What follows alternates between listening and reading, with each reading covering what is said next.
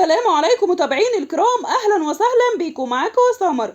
النهارده عنوان الفيديو بتاعنا هقول لكم حكايه طبق عاشوراء. هو ايه حكايه يوم عاشوراء وليه كل يوم عاشوراء لازم نعمل طبق حلويات بيتعمل مخصوص لليوم ده؟ تعالوا اما اقول لكم. هنلاقي ان عاشوراء جايه من كلمه عاشوراء اللي هو العاشر من شهر محرم. اليوم ده مستحب فيه الصيام عند اهل السنه، بس عند اخواننا الشيعة بقى بيكون يوم حزين جدا. طب ليه؟ برضو انا هقول لكم. لان ده اليوم اللي اتقتل فيه الامام الحسين رضي الله عنه في معركة كربلاء. طب اهل السنة ليه بيصوموا يوم عاشوراء؟ علشان اللي ورد عن الرسول صلى الله عليه وسلم في حديث متفق عليه عن ابن عباس، قال ان الرسول صلى الله عليه وسلم لما جه من مكة للمدينة لقى ان اليهود بيصوموا يوم عاشوراء، فلما سألهم الرسول صلى الله عليه وسلم ليه بتصوموا اليوم ده؟ قالوا له لأن ده اليوم اللي ربنا سبحانه وتعالى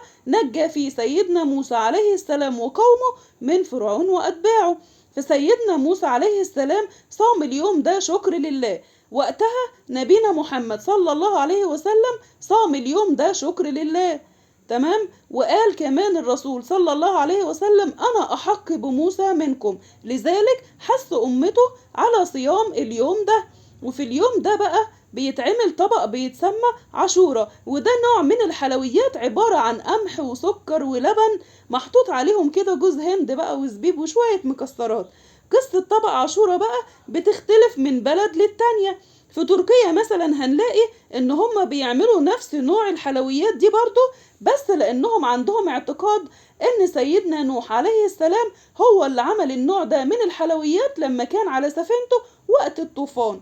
اما عندنا هنا في مصر بقى فطبق عاشوراء بقى ليه قصة تانية خالص. اتقال في كتاب المقريزي ان اليوم ده عند الفاطميين كان يوم حزين جدا، وده لان الفاطميين للعلم كانوا شيعة، فكان ليهم طقوس كده بتعبر عن حزنهم، زي مثلا كانوا بيشربوا اللبن بس من غير سكر، وكانوا كمان في اليوم ده بيعملوا عيش مايل للون الاسود شوية. فلما جه صلاح الدين الايوبي غير كل العادات دي وامر الطباخين بتوعه يعملوا نوع من الحلويات ويوزعوها على الشعب مخصوص في يوم عاشوراء. فمن هنا كانت قصة وحكاية طبق عاشوراء. بتمنى تكونوا استفدتوا معايا من الفيديو بتاعنا النهاردة ويكون عجبكم. هستنى رأيكم كالعادة في التعليقات. ما تنسوش بقى اللايك والشير عشان الكل يستفيد، واستنوني ان شاء الله في فيديوهات جاية كتيرة، وكل سنة وانتوا طيبين. مع السلامة.